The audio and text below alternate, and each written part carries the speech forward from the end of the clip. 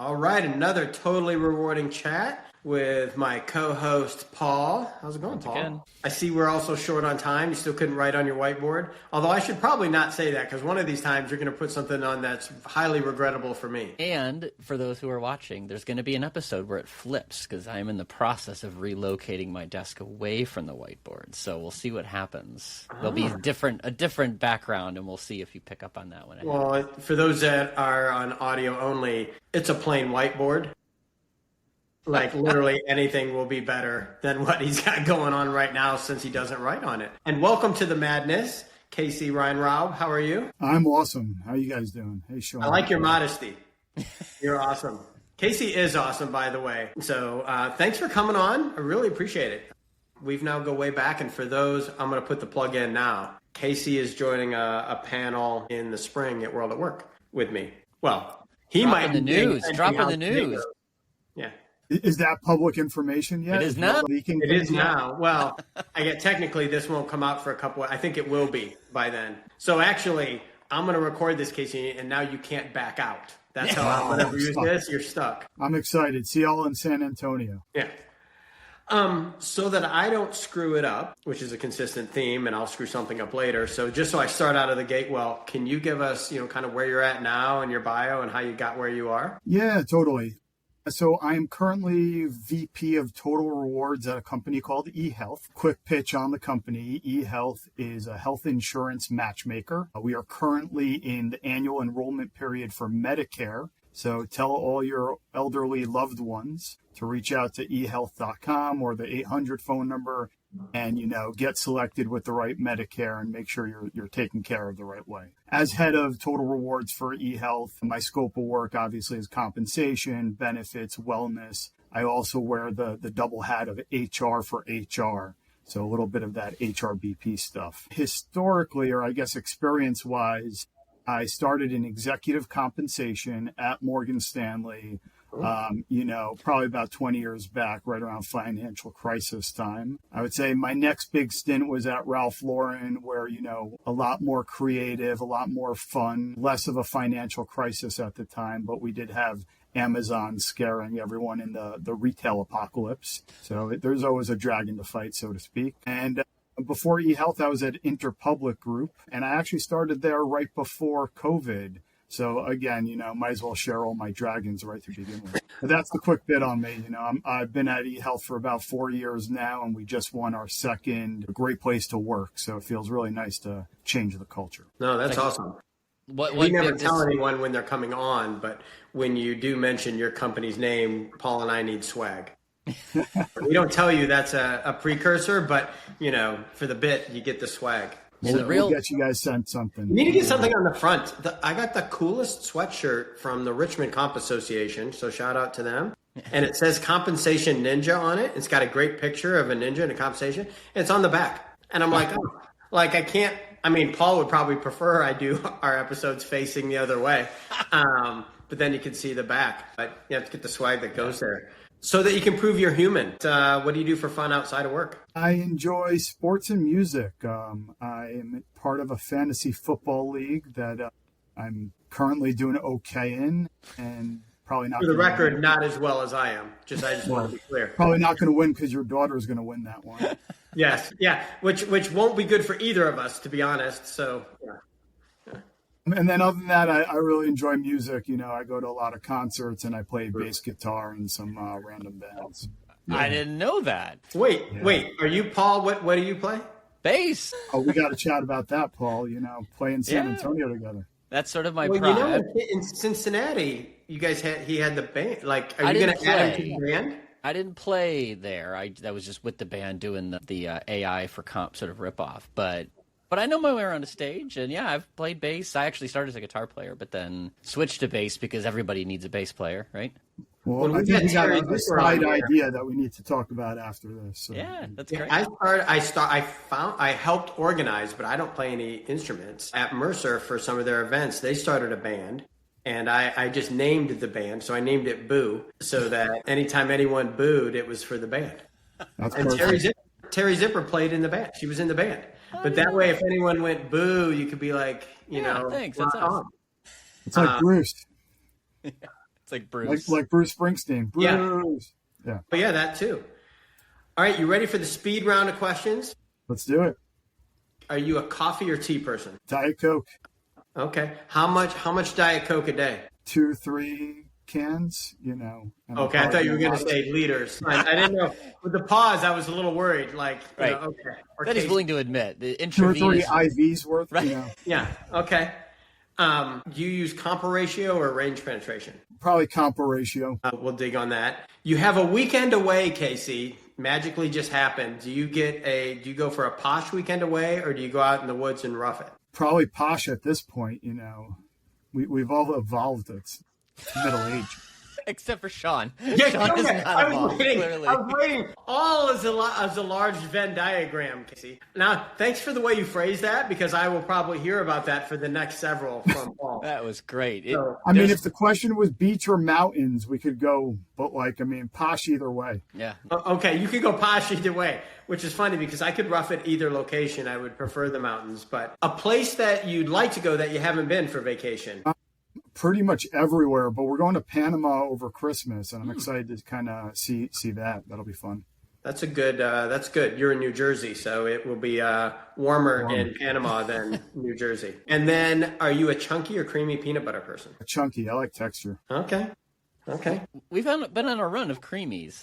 We were chunky in a while. And I've said it a million times, but I know just in case someone wants to insert old guy joke in there, but.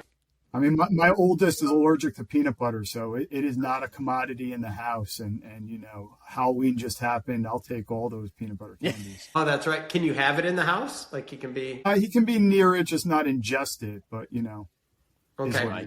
You guys have that in common as well. My oldest is the same story. There you go, Paul. But we keep it in the house. And this is the best time of year for the trick-or-treat tax, because he naturally brought home a whole bunch of things that... you just can't have them, buddy. Sorry. But I can. Do you make sounds? Ta-da! Do you make sounds too? It's so good.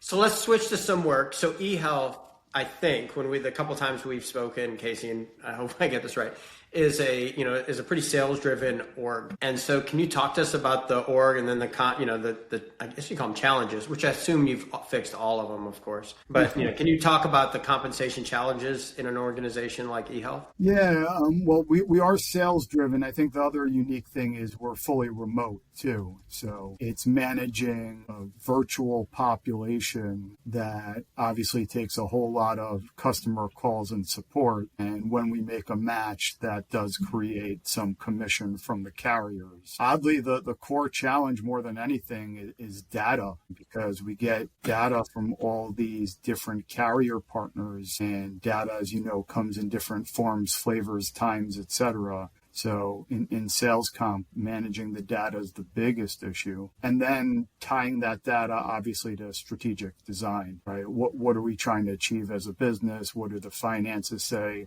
How do we create affordability? How do we balance fairness? How do we drive performance at the top level while not disincentivizing the bottom level? So, it's fun games. Plus, the governance aspect is probably the last wrinkle that's always challenging. Who's making the decisions?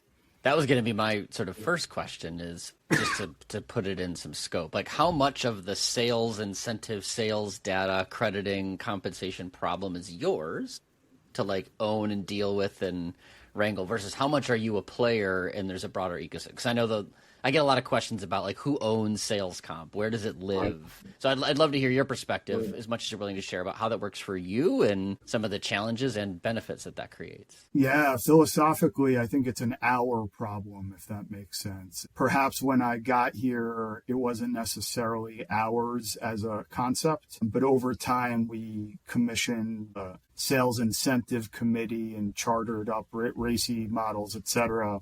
And everyone understands it's an our problem. So we do have, I would say, a 5-headed team. You got legal, finance, HR, sales comp as an example, the business, and we pretty much get in a room all together and hash out all these parts. I left out the most important, right? IT and digital, right? Where's that data coming from? Who's helping support that that tech flow of information. Who owns the veto or who owns the final decision in all that? Because that's a lot of, is it unanimous? Is there a quorum? Like, what are the rules of engagement if you can share on how you get there? Because, I mean, sales comp just has so many, there's a lot of opinions that go into that and when things can change. Yeah, I love that question. Ultimately, it's a negotiation and persuasion, but there are some cards folks hold that it's like a game of Uno, and the legal guy drops his card, we're reverse, it just is what it is. Yeah. But legal's not going to drop that card unless it crosses a specific line. Right. Similar, finance is going to be focused on affordability and proper process there. They may not be focused on motivation and design. Well, we just published an article that says sales comp is a team sport is the title of the article. And love it. What I would argue is that the reverse card, the draw four is decision specific, right? So like legal can say about a plan, term, and condition, or how you're going to handle leave of absence, or I'm just making up examples of things where there is a right answer in a given place where they get to make that sort of decision.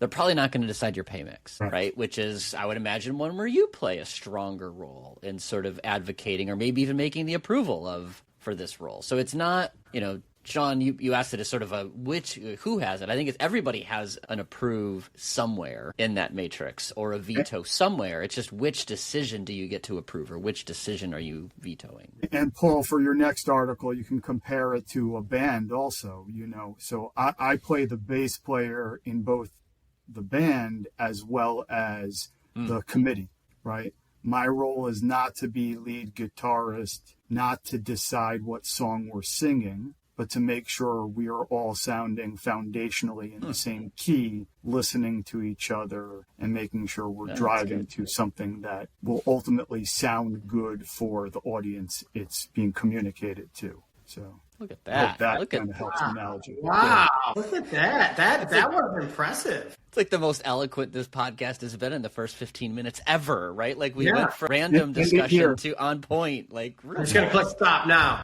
Walk us through, because you got there and you alluded to earlier, it wasn't in the shape it is now when you got here or got there to eHealth. So can you walk us through that journey on kind of, without airing too much of your laundry, like the shape it was in, and then kind of foundationally how you worked the problem to get it to a point now where you've got people on the same page in a committee, and I assume things are going pretty well. Yeah, I think it's a similar story you'll hear other places, right? So insert new leadership, a new change in approach, a new change in philosophy. For me, it was a new CEO. I joined literally in the same month he joined. A little bit later, management also changed. So it was a time of change anyway. I was brought into eHealth, which is a small cap with all this large cap experience and best in class experience from Morgan Stanley, Ralph Lauren, et cetera. People were open to change and open to doing things in a way that was seen as best in class and could resonate with rational minds. So, hey, you want to do it as a sports team or a partnership. Hey, we want to talk about what everyone should care about and how we can work together.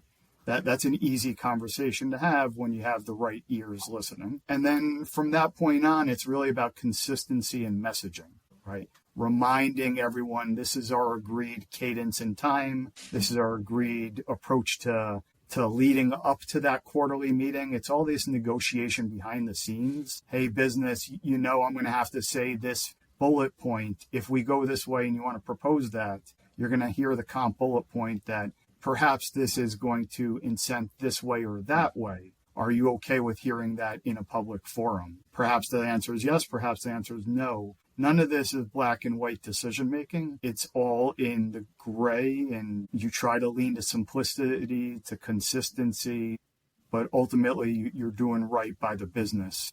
So if the business is changing, you got to change with it. Were there one or two things that you just had to do right out of the gate? So I'm kind of very curious to how do you where do you start? What are the first fruits? Where do you get the first few steps? I started with a charter, So seriously, first step. Okay. Yeah.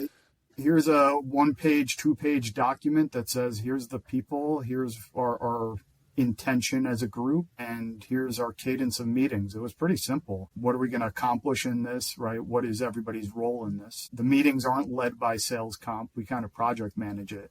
But in general, finance has a few slides they got to put there. It'll be business justification on changes. They got to say what's going right, what's not going right. So it is a nice partnership. But again, it's a weird timing game. You can't just come out of nowhere and say, here's a charter, y'all. Right.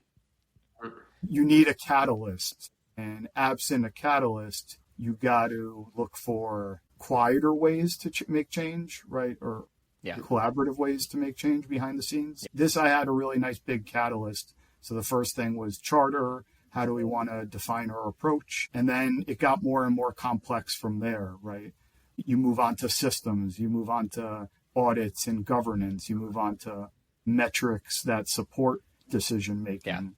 Yeah. But those are heavier lifts. Yeah, I was in a role just like yours at each of my corporate stops. And one of the chief HR officers was like, Paul, we really want to get involved with sales comp. So, and he knew I had that background. It was part of my early consulting career. And he's like, well, where do you start?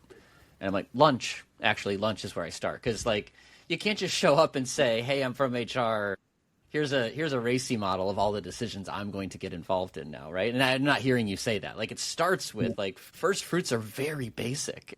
For me, it was lunch. Like, literally get to know the guy who was owning it today. Don't just come and say, hey, my boss says I have to take over part of your job. Like, that's not going to work. Even if that happens, it's not going to work because you still got to play in the same sport. You can't just show up and tell the drummer he's a terrible drummer. Like, you have to show him, here's the beat we want to roll with. Here's the pocket we're going to play in. So, yeah, I'm totally with that, whether it's a documented chart or whether it's a conversation, whether it's just simple examples. Like, it starts with just getting on the same page with all the right stakeholders. Then you jump into sort of cadence, reporting rhythms, decision-making, that kind of stuff for sure. Yeah, I mean, I think personally in sales comp more than any others, I always go with the premise that no one made a bad decision on purpose, right? Like, generally they did it, for some reason. And I think sales comp is death by 1,000 cuts to sometimes when they get where they got. And so understanding that history of why they got there, because what behavior were they trying to change to get there that was happening, selling what they're selling, where you're selling, Casey, and like someone made a decision somewhere to solve something. It may have been the wrong decision in the end, but they were trying to solve some problem. And so when you do bounce into a new project, and I think this is really hard for consultants in sales comp to figure out, like, well, I see your project, I just going to do it this way. And like, well, we tried that. That's not the behavior you think it's going to do in this organization.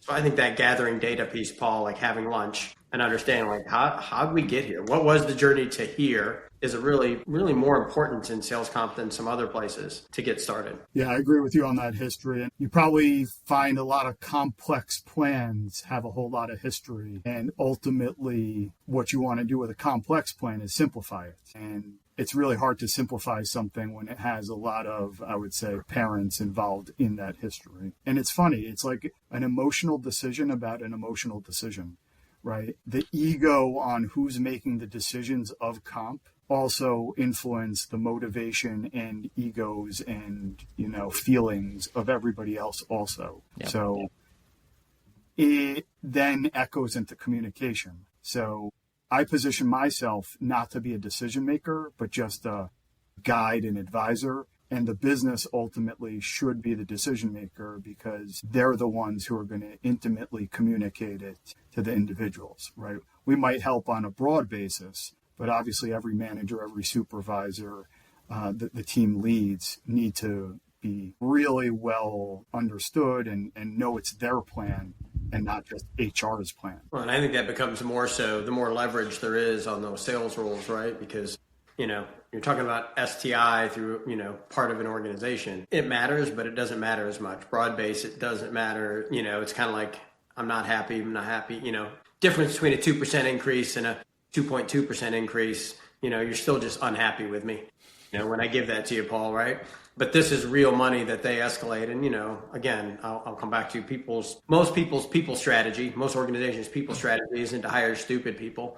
And so the salespeople back into what do I have to do really quick, and what does this mean for me really quick? They understand the levers, and that's the behavior. So I think that's where people sometimes forget about sales comp. There's so much more leverage on them. That this is really, the base pay is base, and there's so much more upside. How did you do actually on the simplicity? You mentioned it. You're like blue skies, rainbows, and unicorns. We go for simplicity and consistency. We are not winning the simplicity fight. Okay. But again, that goes to business strategy. One of our business strategy is diversification of product. So I know I pitched Medicare because we're in Medicare season. So again, everyone go call eHealth, eHealth.com, get your Medicare for your elderly. Now we get a shirt and a hat. Swag. We get a shirt and a hat. We just need to have a swag. We don't have any cool graphics or anything, but that's where we need a swag pop up. Yeah. Yeah. But with that, lost my train of thought, I guess.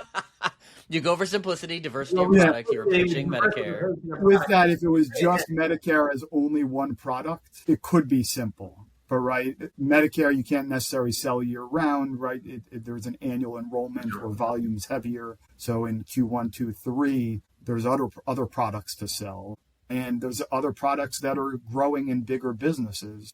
So perhaps we got to continue to pivot with the company and what we're doing. So we pilot different sales plans for different roles. We also try to create career pathing in our sales plans, which also adds complexity, but it's complexity for the right business purpose. Yeah, it sounds like one of the hardest problems I have found in sales comp is when a dollar's not a dollar, right? Like at a certain time of year or margin characteristics or like for a variety of reasons, it's not always simple as just adding up everything. That's a big complexity driver. It sounds like you've got some of those. Yeah, we have very seasonal business, right? So you got virtual and seasonal. So you have consistency though. Have you been able to get to the consistency piece? Pretty well. There is consistency in process. There is consistency in timing of when it can expect plans and be communicated. The majority of the plan's construct or framework is consistent, but to Paul's point, probably the targets change over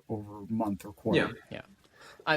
You said something very interesting, if it's what I'm thinking you said. You mentioned you pilot things, and experimentation is something I've long had like a love affair with in this world, because boy, would it be nice if we had more fact about what works rather than, well, I think this will work. And the pilot or the experiment has always been a little bit of the mythical beast, though, because it's been hard to find leaders who are willing to do that. So I'd love to hear what did you mean by that when you said you pilot plans? I'd love to learn a little bit more. And how have you, if it is what I think it is, how have you made that work? So I personally am not piloting much, but the business itself will try a new product. Got it. And maybe not go whole hog into it. So let's say maybe a team of a dozen folks are going to be that pilot group. Well, that counts. Yeah. But we need to put a plan together, right? So we're putting a plan that may be shelved or adjusted 100 different ways. I would say, not to get too technical, but pilot programs, you don't have much history,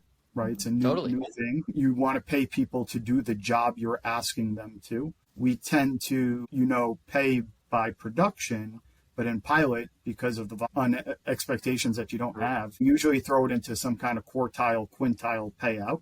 Right? Try to parse people up into, you guys produce the best, you guys produce the least best, and pay out close to target along the way, incentivize a little. And then quarter down the line, quarter down after that, you have enough data, you understand volume expectations, and then you can adjust, to your point, Paul, to a standard approach. Yeah.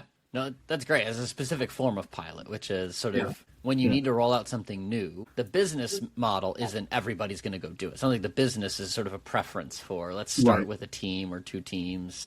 So you can learn from that broader rollout and make sure the comp works. You're not necessarily testing new plans. It's more you have to put a plan in place when you're testing a go-to-market.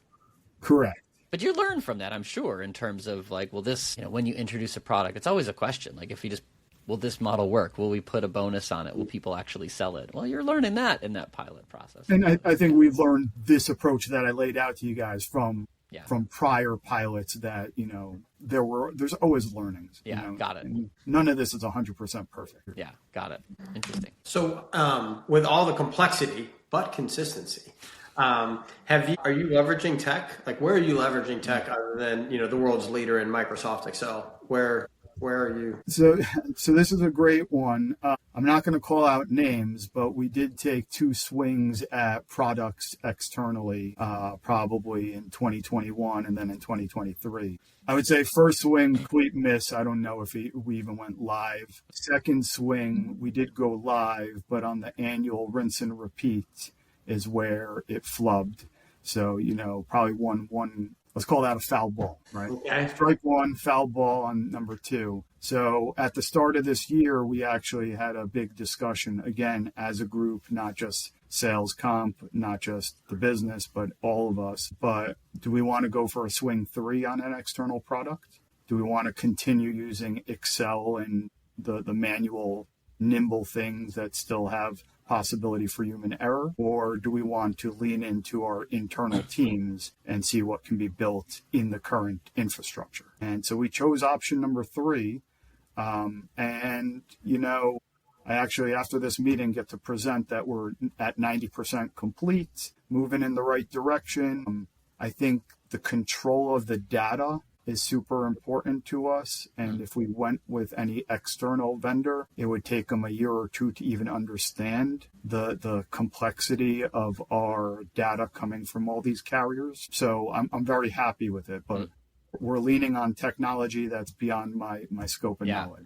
Well, and I think you answered the question I was going to ask, which is when I've seen, you're not the only company to say we've taken a swing at, what many would call this SPM, sales performance management space, right? And it didn't work out the way we planned. And the failures I've seen have been grouped into sort of 3 buckets. One is data management, like it doesn't do a good job of wrangling the data you need it in a format that's usable. The second is not flexible enough to do the math the way you want to do it, although that's decreasingly a problem because most of these are pretty good at that. And the third is users hated it, right? Like the sales rep couldn't get it, couldn't understand it, the statements were wrong, things like that. It sounds like yours were more in the very first subcategory where it's no, it's funny.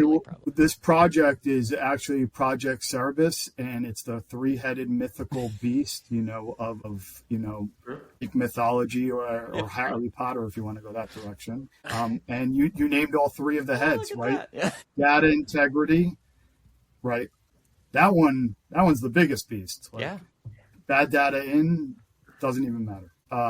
The calculation and how nimble you can be quarter to quarter, month to month, plan design, etc. And then ultimately the user interface, right? We have a user interface of how they are going to interact with other tools here. So we leveraged a current user interface that they're already in this system. So that's a super big win for them. They don't need to be taught a new system, just a new tab in the system. Calculation is pretty much just a back-end Excel, Microsoft BI, whatever you want to call it, mathematical structure. And the data integrity is going to loom as an ever disastrous beast that will always need taming, Yeah. Well, it's interesting because I walk you through those, Paul, and I hear like there's so much massaging of the data. The tool is not going to help me or hinder me. I got to do it myself anyway. I dump it into the tool. If you are keeping it, albeit multiple products, I would argue, Paul, like I don't find complexity in the number of products. It's are they all different and everything else? So if you have that semi-consistency, semi-simple, it's just a matter of products. I think that's the biggest lift, Paul, is where you see tech, where you're like, I have 12 products and every one of them's got a different pay mix and everyone's got a different cycle and everything else. Now you start to need tools. And then to your point on the outside, there's some security in the interface. But if you already have one interface, that's where it gets really interesting because it becomes a calculation engine because I still need to go where they go all the time. And so I do think it is difficult. And those guys, more than I think guys being the general term, they are looking at it all the time. Where I would argue someone like a short-term incentive or performance management or, comp planning, you kind of troll in there once or twice a year to be like, what's my score, what's my whatever. And if you send me to a different web address, whatever. But these guys are looking all the time. Yeah. Well, and I have a client in the insurance space, not directly competitive with what you do at eHealth, but Like they've been on an implementation journey with one of these SPMs. I want to say 4 years they've been trying to turn on. And the big fear is because their reps are going to look at this every single day, and the numbers can even change on you, unfortunately. That's just the nature of insurance to some extent. Like, is this new? What if it cancels? Like, there's a lot of temporality to the data, and giving that kind of visibility is scary, right? So the problem is expressed more as an interface problem. Like, people can see it, well, they like it, but the underlying issue is just, is the number right? And how do we build confidence that the number is correct if we're going to expose it to all of our reps and have them trust it? So it's just, there's a nerve there. I totally get it. Yeah. It's all about building trust, right? Like, because if they don't trust it, then the soups and managers don't trust it, leadership doesn't trust it, and then, then it trickles into all of HR, right? It's not that they don't just trust sales comp, they don't trust total rewards, and then they don't trust HR, and, But like trust is huge, and that's kind of, we over communicate because of the trust issue. Yeah, totally. So if someone was starting, if you could call it all down to 1, 2, or 3 kind of key items, if someone was starting the journey, like what are the couple, highlights, I guess, Casey, that you would have someone starting on? Within sales comp, understand the data and understand how it relates to the business. It's a business role. It's not a fluffy role. You need business acumen, and you need to be clear on what data actually means. And if you like numbers and you like connecting numbers to emotion, it's a really fun place to play. Yeah. I'm a big fan, it's what you said, honestly, but when you can buy something and follow your transaction all the way through to the paycheck is the way that I've described, like getting to know sort of sales comp, because you learn a lot about, well, how does an order get tracked in our systems? Yeah. How does that find its way to a person? How does that affect their pay? Like, you learn a lot about, because then you can backtrack to, okay, well, how did that person talk to me? Or what would their motivation be as I was buying? So it's artificial, of course, because you're buying it just to experiment, but you learn a lot about the life cycle of the data, a transaction, and how pay can work and how it can go wrong based on that. So that's what I always try to do, is tell people, like, go buy something and watch your order flow through the systems if you can. I do this. I do similar, Paul. I ask someone for an average sales month, and then I move those numbers up and down as if, how would I maximize that commission if I was me, right? If I was the greediest bastard I could be, how would I go back and manipulate my actions? To your point, the emotion, right? They're there to, it's a paid first position, right? To be fair with salespeople in a good way, right? If they're making money, you're making money, right? They're putting food on the table for everybody. But go back in and figure out how you would manipulate your quota, where you would chase, where you would whatever, because people are like, well, this is what I would do. And then back yourself into that sales comp and be like, well, is that the behavior you, the business, Casey, want? And they'll be like, well, no, I don't want to do that. Well, that's what you're paying for. Like, the really smart ones will be like, this is how they're going to chase. This is how they're going to chase their number. Yeah. The human nature of it is spot on, Sean. And right, like, what behavior do you want to pay for? What behavior is expected, and what behavior do you have to manage outside of a pay concept, right? Because you get some base pay just for showing up, right? And then you get some incentive for producing above, beyond target or at target.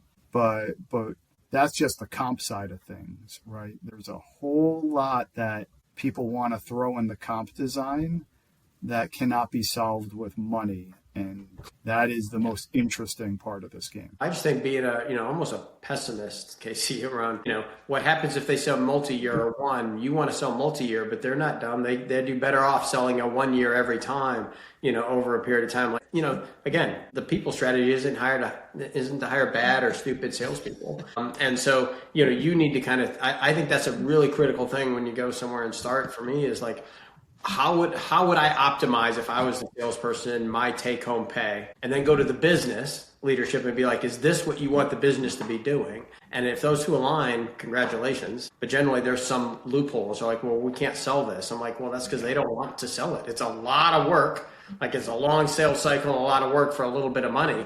Like, they don't want any part of that. Yeah, I do find that having the big list of risks is great. Assuming they will all happen is sort of a path to complexity, right? Yep. To your competing priorities, Casey, right? Around, contract term is my current sort of bugaboo now, right? Like, well, if I would always sell a 3-year term. Well, guess what? your customers don't all want a 3-year term. Right. Like, you can try to manipulate that all you want. So yes, is it a risk that a sales rep's going to oversell long-term deals at a discount? Yeah, but most organizations don't want to do that. So let's know it's a risk, but let's not design for that risk. And I'm just making it up as an example, but like knowing what could go wrong is different than I need to make sure it doesn't go wrong. Yeah, I think they go in those buckets of, and then the one that always gets me, my pet peeve is always when people want to start solving problems I wish I had. Yeah. Right.